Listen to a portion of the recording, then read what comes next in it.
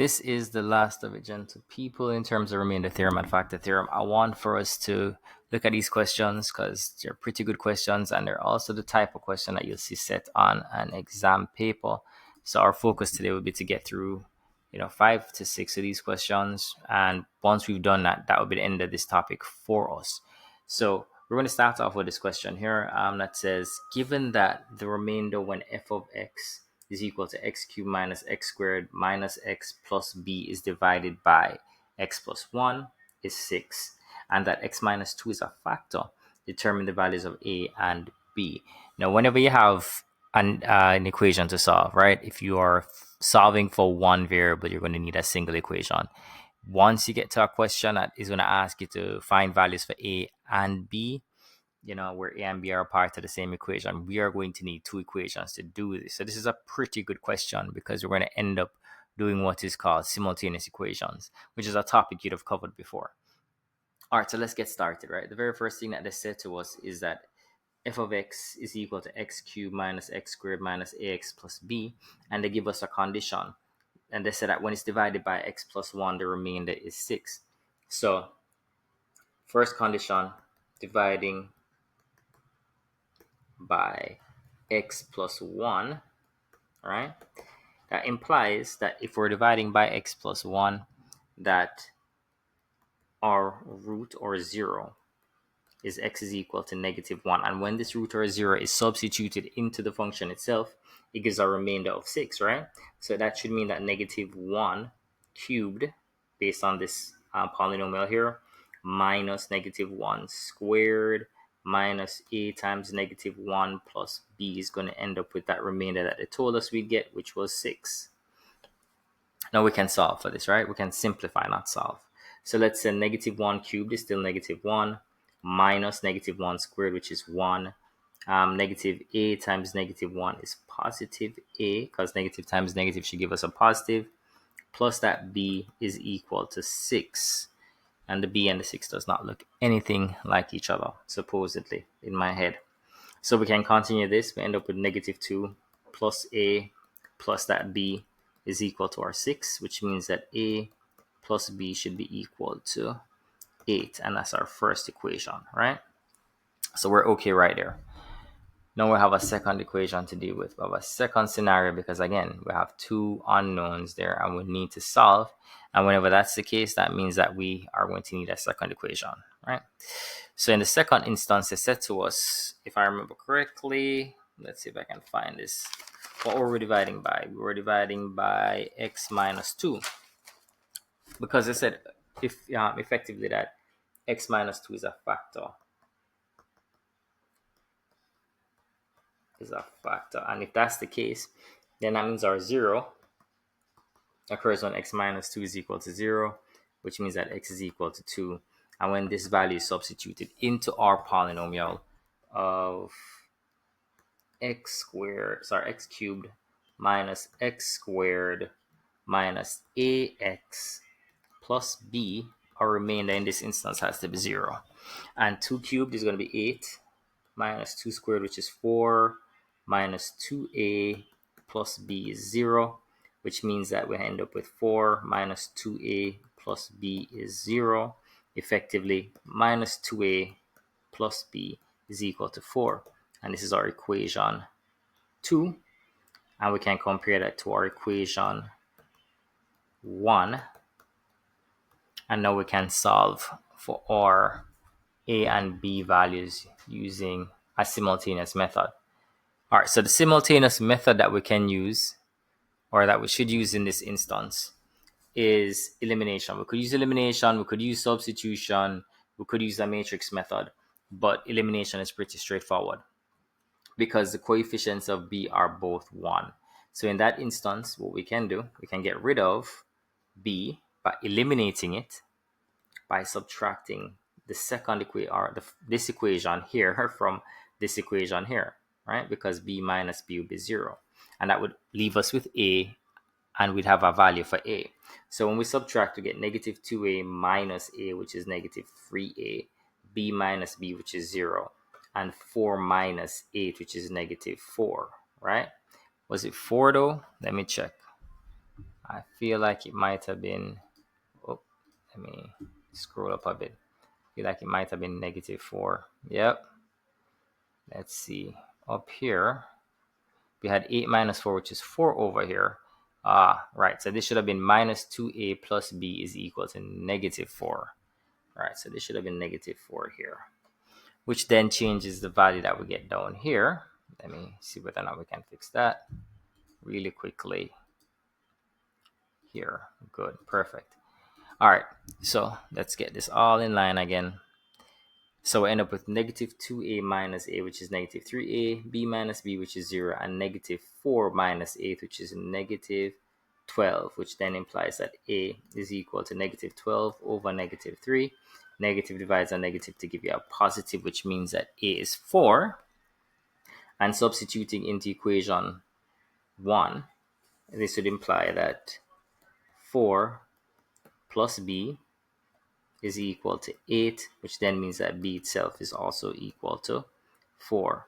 So I have a value for b, I have a value for a, and this in and of itself is a really good question because, again, not only do we have a portion of the question that starts by saying to us, hey, we have a remainder, right? We look back at the top of the question, it says that, hey, given that the remainder when the polynomial is divided by x plus 1 is 6, that's remainder theorem. It then goes on to say that when we look at x minus 2 is a factor, that's factor theorem. And then we solve by using a simultaneous method. So there are three parts of this question that makes this question pretty, I think, robust. It's a good question to be asked. And again, it incorporates at least 3 topics that you'd have done before. And so it's one of those questions I think that tests you well in terms of your knowledge base. All right, let's look at the other question. Again, it's a pretty good question. We haven't looked at a question of this type, and so I wanted to include this in our practice session. So this question is a little bit different. It says the function f is such that f of x is equal to 2x cubed plus 7x squared plus 3x. And we need to determine all linear factors of f of x. All right, cool. No one has given us a factor or a divisor. They haven't intimated that any roots are zeros, right? Here is what you're going to need to do. You're going to need to find a root. And you can find a root by substituting values. So if we look at the function itself, f of x is equal to 2x cubed plus 7x squared plus 3x. What we know of roots is that if I put a root into this function, right, because it's a root, when I substitute it, I should get 0 as a result of the substitution, right? So any value that will give me 0. Now, if you look at these 3 terms, if you put a positive into this term, a positive into that term, and positive into that term, they stay positive, and so that will never be 0, right? A negative value could also be substituted, and there's probably a negative value that will work here. But more importantly, if we put 0 into each of these x terms, right? Terms in x, we end up with 0 as our sum, because anything times 0 is 0. 2 times 0 cubed will be 0, plus 7 times 0 squared, also 0, plus 3 times 0 is also 0. So we can safely say that x is equal to 0 is a root of f of x, simply because f of 0 is going to be 0, right? Now, if this is a root, yeah, x itself, that means that x itself is also a factor, yeah? Normally, we'd say that this term that we've equated to 0 is a part of our, so if we had, for example, if we said, for example, if 2 were a root, we'd say that x minus 2 is a factor, right? If 0 is a root, this implies that x plus 0 or minus 0 is a factor. But we don't have to say x plus 0 or x minus 0. It's just x, right? Now, if that is the case, right, then effectively we could take that function that we had, and that function reads, if I can find it. All right, I'm almost there. That function reads 2x cubed plus 7x squared plus 3x, and we can divide it by x. And that will give us a factored form of this function here, right? If I divide this by x, I would get 2x squared plus 7x plus 3. Yeah?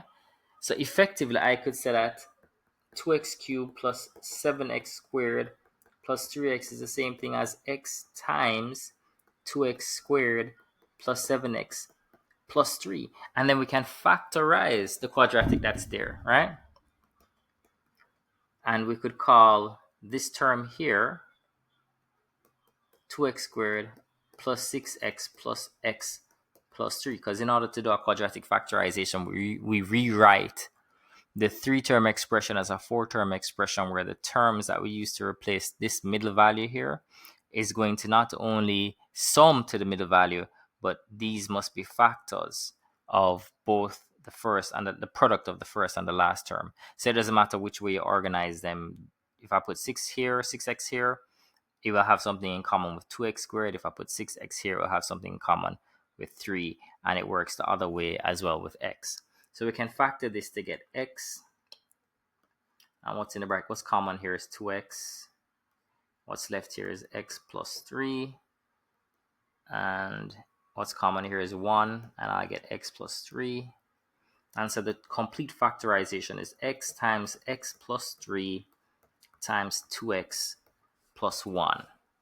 And in that way, we've written this out in terms of its linear factors, because the question literally says determine all linear factors of f of x. And the heavy lifting, of course, is going to be understanding that x is equal to 0 is a root, and therefore x itself is a factor of the polynomial. Now, is that the only way that this can be done? No. You could have said at the very start that, hey, when I want to find my factors, I did not come across 0 initially as a value I wanted to substitute. I knew positive wouldn't work, so I tried negative values. You'd have gone x is equal to -1, and you'd have substituted and got a non-zero value. You have done x is equal to -2, and it would not have been equal to 0, so that's not a factor. But when you got to x is equal to -3, then your function, when you substitute that x is equal to -3 into the function, you'd have gotten 0. And you'd have said, oh, that is a factor, therefore, that is a root, therefore x plus 3 is a factor. And you'd have ended up in the same place that we're at right here, where we have acknowledged that x plus 3 is a factor. So there's more than one way to approach this question. This was the method I chose. You could try other methods, and of course, if you have any questions, feel free to send them in and I'll follow up with you. All right, let's look to see what we can find in our third question. We're trying to get through 6 of them, so I don't want to keep you too long, but I hope you're comfortable. Ideally, if it is that you can't get through the entire video, stop it where you can and get back to it when you have time. But I didn't want to have to split this into multiple videos. All right, so the next one says determine the remainder when f of x is equal to ax cubed plus 7x squared minus 7x minus 3 is divided by x minus 1. That's light work for us, right? We can determine the remainder. We can just substitute our root into this to find our remainder, right? Now, if the remainder when the f of x is divided by x plus 3 is equal to the remainder that we found before, find the value of a. So it's a bit of an extension of what we did before. First step is to use remainder theorem. So let's do that. So our step 1. Let me scroll up and get some space. Clean slate and we'll work, right? So for this one, it was, let me find it. Determine the remainder when f of x, and I'll call this part 1, is equal to ax cubed plus 7x squared minus 7x minus 3 is divided by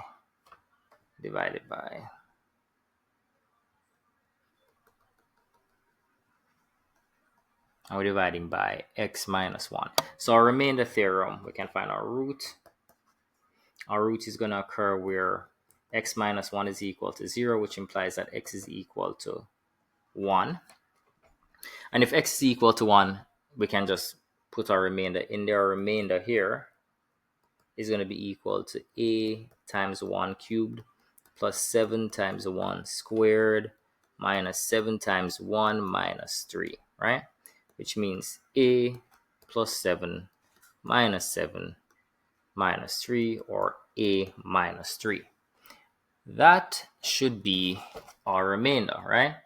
Now, the second part says that the remainder happens to be the same, right? The remainder we found happens to be the same as the remainder when you divide by x plus 3. So if we divide by x plus 3, the root,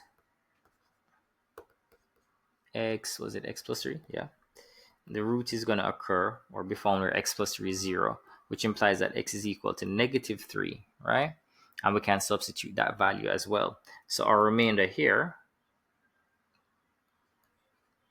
is equal to a times negative 3 cubed plus 7 times negative 3 squared minus 7 times negative 3 minus 3. That's a lot, right? So we should end up with what looks like a times negative 3 cubed is the same thing as negative times negative times negative is negative. 3 cubed is 27, negative 27a, and we end up with plus 7 times 9, which should be 63. Negative times negative should give us a positive 7 times 3, which is 21, minus 3. And we should be able to simplify this a bit. Let me scroll up. Whoa, scrolling. Let's scroll up so I have enough space right about there. That should work, right? So we end up with what looks like negative 27a. 63 and 21 should be 84. 84. Am I missing anything? 84 minus 3 should be 81. Right? So that should be a plus 81. And these two should be the same. All right? So we could say that a minus 3 is equal to negative 27a plus 81 based on what the question says, right? Then we can put like terms together. We'd have a plus 27a is equal to 81 plus 3. So 28a should be equal to 84. And so that means that a is equal to 84 over 28. And the answer there should be 3, but we should be able to divide through, right? So we can go 4. It's divisible by 4. 4 here, 4 7 is 28. And 4 here should give us 21. And then, of course, this is divisible by 7, and this is divisible by 7 to give us 3. So this implies that a is equal to 3. I think we only had to find a, so we're good there. That would be our solution for this one. Another good question. What did we employ here? It was basically just remainder theorem and equating and solving. So there wasn't anything too heavy for this question, but a good question nonetheless. This type of question would have been worth 2 marks for the first part, 3 marks for the second part. All right, let's look at this question. It's a lengthy one. It says, and this is our second to last question. Is it? Let me check. No, we have 3 more questions. Let's see whether we can get through this, right? So when the polynomial expression 2x cubed minus 3x squared minus cx plus d, which is what that should be, is divided by x plus 1 and x minus 2, the same remainder of 64 is obtained. Determine the values of c and d. So this again is going to give us our simultaneous equation, and then we can solve in this situation. So let's look at how that works. Very first situation here is going to be first instance, and maybe I can just write this up here as our expression and then kind of scroll up. 2x cubed minus 3x squared minus cx plus d, and then I can probably put 2 instances. I have a x plus 1 root here, and then another root that I'm going to use, or I'm going to find over here when x minus 2 is what we're dividing by, or a divisor.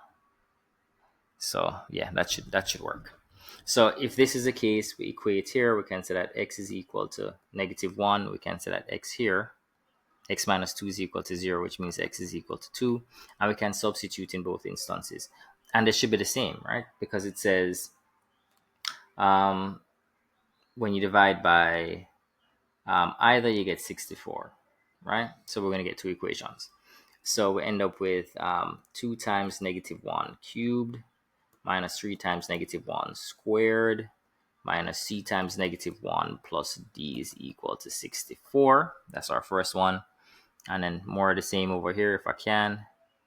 2 times 2 cubed minus 3 times 2 squared minus c times 2 plus d is 64.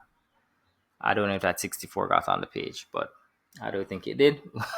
We're going to make it work. So here we end up with what looks like -2, -3 times -1 squared. -1 squared is just 1, so that's -3 plus c here because it's -c times -1 plus d is equal to 64. That should be one of our first lines. Then this should be 2 times 8, which is 16, minus 3 times 4 minus 2c plus d is equal to 64. So that's our other equation. And we can simplify here. We have a -5 plus c plus d is equal to 64, which means that c plus d should be equal to what looks like 69. And that's our equation 1 if we want. Then we should end up with 4 minus 2c plus d is equal to 64. Whoa. 64 minus 2c plus d is equal to what looks like 60. All right, and that's our equation 2. And we're almost there. And how can we solve this? Again, both of these are can be solved using either elimination, substitution, or matrix method. But because we have 4d, a coefficient of 1 in both, elimination might be the best bet. All right, let's put one above the other and solve quickly. So we can have c plus d equal to 69 as our first equation.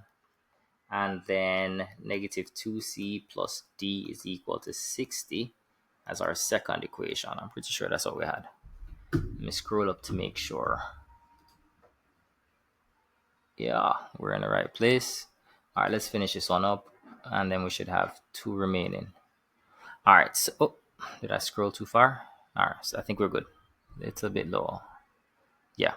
All right, so all we're going to do here, I'm going to cancel terms in D, subtract. So I'll get C minus a -2C, which is just going to give us 3C, D minus D, which is 0, 69 minus 60, which is 9, which implies, therefore, that C is equal to 9 over 3, or 3. And then we can solve by substituting this value into any of those two equations. This implies that 3 plus D is equal to 69, which means D is equal to 69 less 3, which should be equal to 66. So those are the values that we want. This type of question will be worth how many marks? I'm not seeing a mark value here. I'm thinking pretty much the same as the one we did before with the simultaneous equations. So that was worth what, 4? This might be worth probably about 4 as well, if not 5. All right, second to last one, penultimate one, people. For those of you that have stuck around to this point, you're doing very well. It's a lot, and I know that it can be overwhelming, but again, you do this video at your own pace, whether it is that you watch it all through and you kind of pause where you need to pause and work ahead of me, or you do one question at a time, right? All right, so for this one, second to last one, it says, given that 3x plus 2 is a factor of 3x cubed plus bx squared minus 3x minus 2, find the value of b, right? We should be able to do this again, same process. The only difference here is that our term that we're going to be dividing by here, or using to find our root, is going to more than likely give us a fraction because the coefficient of x is greater than 1. So if we're looking at finding our root, our first step, right, we'd say 3x plus 2 would be equal to 0, which then implies that 3x is equal to negative 2, and more importantly, that x is equal to negative 2 over 3. So that is the term that we're going to be substituting, right? All right, so let's write this out. And what is it that we're trying to find? This is a factor, so we know that when we substitute this value, the root, into our function, we get 0. So that means that 3 times negative 2/3 cubed plus b times negative 2/3 squared minus 3 times negative 2/3 minus 2 is equal to 0. That's our happy place. We know what we need to do once we get to that point. So let's get this lined up nicely without me pressing too many things right about here. That works. So let's expand, right? Let's simplify or rewrite. We'll end up with 3.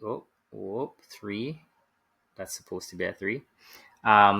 Times negative 2/3 all cubed. Now, if let's cube each term, right? If I cube negative 2, it's going to give me negative 8. And if I cube 3, it should give me 27. So negative 8 over 27 is what we should have there.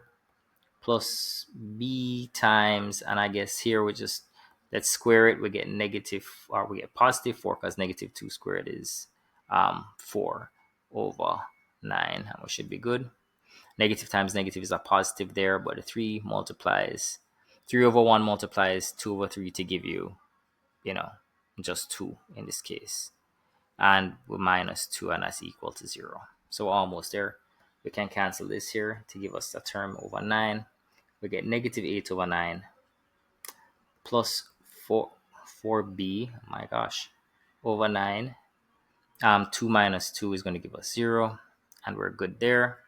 Since the denominators are the same, we can literally, once the denominators are the same, and we could call this 0 over 9 if we wanted to, then we can work with the numerators and just say that negative 8 plus 4b is equal to 0, which means 4b is equal to 8, and b would be equal to what looks like 2 as our final answer, right?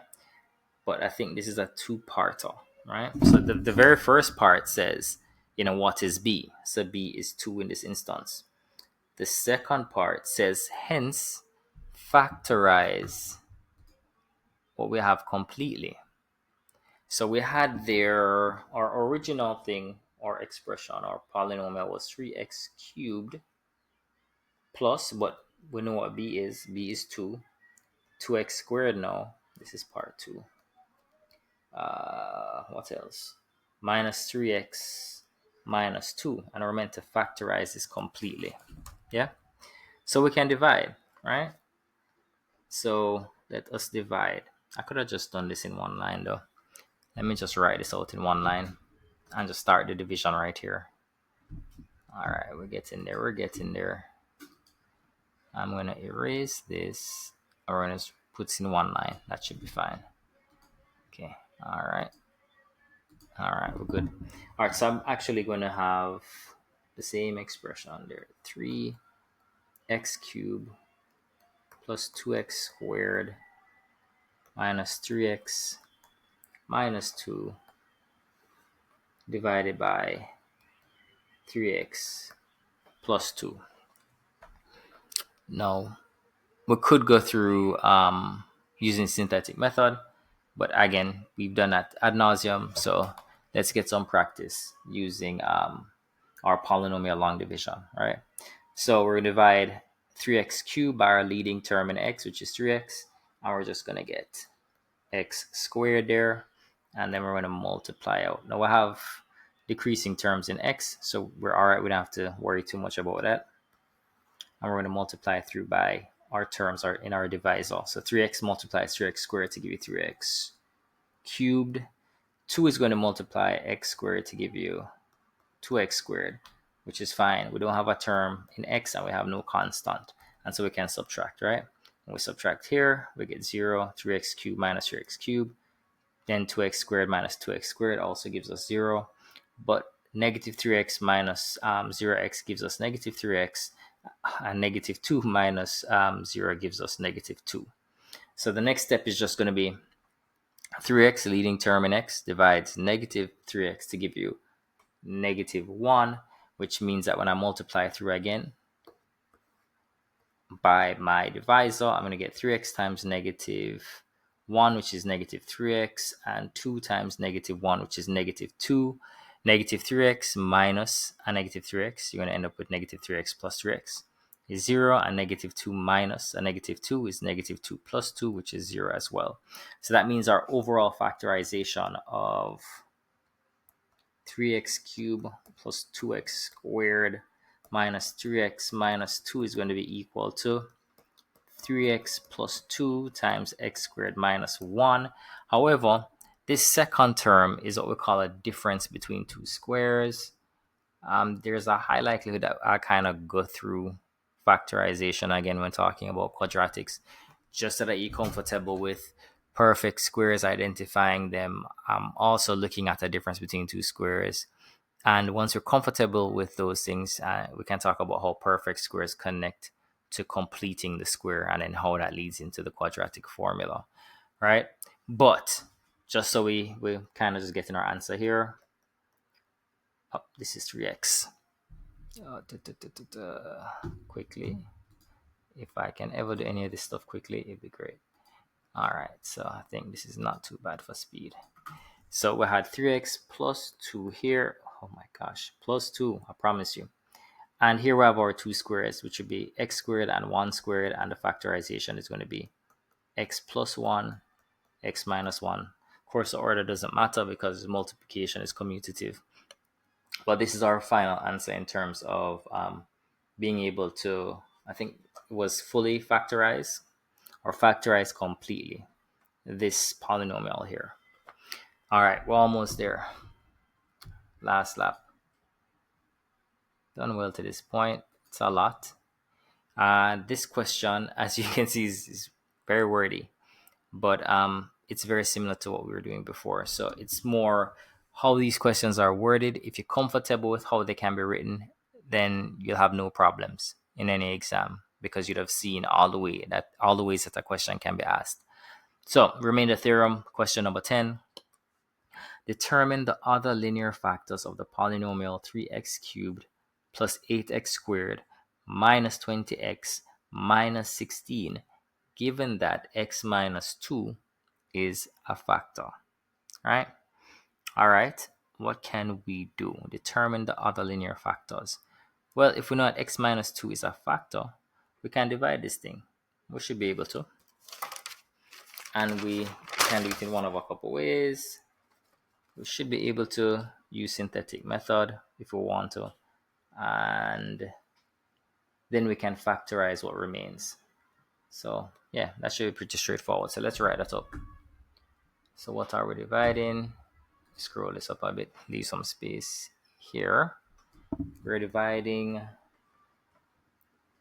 3x cubed. Is that right? I think it is. 3x cubed plus 8x squared, right?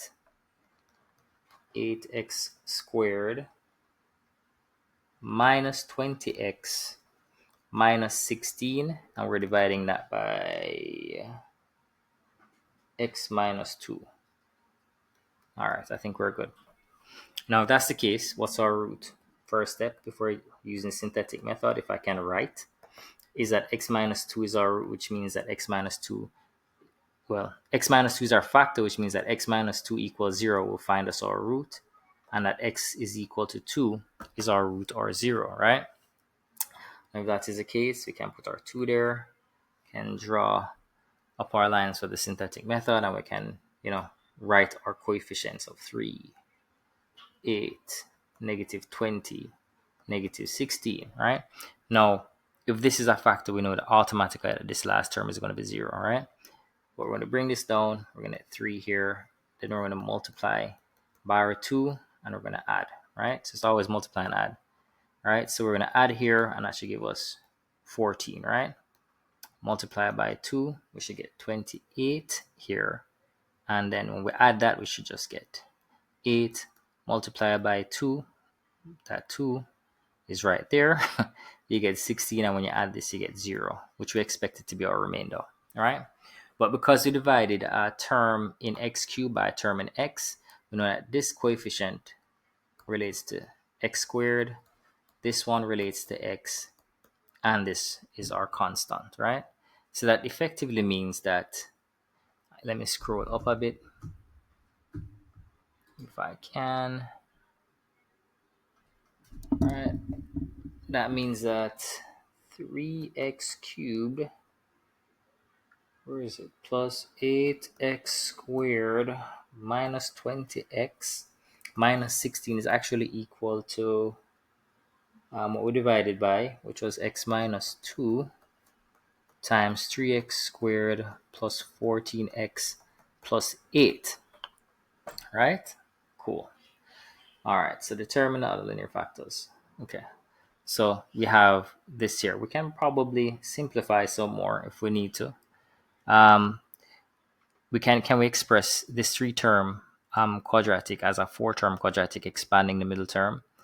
All right, let's go with x minus 2 here. And what I'll say is that 3 times 3 is 24. All right, factors of 24 that could add to 14. We could use 12x and 2x. That should work. And we can completely factorize then. X minus 2 here. Factor out the 3x here. We get left with x plus what looks like 4. X plus 4 plus 2. And we end up with x minus 2 times 3x plus 2 times, x plus 4. That's not even in my mind's eye. That's supposed to be x plus 4, I promise. All right, so let me erase that completely. Let me erase, and just rewrite it. Because sometimes pen and I aren't in sync. All right, so we're almost there. 3x plus 2 is what I had here, and x plus 4. All right, so that's completely factorized, right? No, that would have been part A. That's done. The second part of the question says part 2. Hence, work out or simplify 3x cubed plus 8x squared minus 20x minus 16 over x squared minus 4 times x plus 2 over x plus 4. Okay, all right, we already know from our factorization that this can be replaced by x minus 2, 3x plus 2, x plus 4. So this would be over x squared minus 4 times x plus 2, x plus 4. And we can just cancel, right? So you'll see some cancellation here. Let me scroll this up a bit. I think this is as far as I can go on this page. So let's do some cancellation. We'll end up with this canceling here,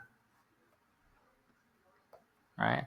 We can rewrite the term down here as, instead of x squared minus 4, I could write that as, since it's a perfect difference between two squares, I can write this as x squared minus 2 squared, which then factors to x plus 2, x minus 2. And if that is the case, this would cancel here, and this would cancel here, and our answer would just be 3x plus 2 for a final answer. All right, that's a lot. You did a lot, and if you're able to stick around and follow, kudos to you. That's commendable. This is where we stop our work with Remainder and Factor Theorem. When we pick up, I want to talk a lot about quadratics. What it means to find the roots for quadratic, what that looks like. We'll talk about just general factorization, the special type supposedly completing the square. And I want us to get a holistic picture and idea of how quadratics work. Once we have that, then we can get into productor roots and summer roots, and some questions. This is all practice. Math is all practice. There's nothing difficult about it. It's more about familiarizing yourself with the methods, the approaches, and for me, and I hope for you at some point, understanding first principles, because we can derive any formula once you know first principles. All right, that said, long-winded message aside, don't forget to like and subscribe.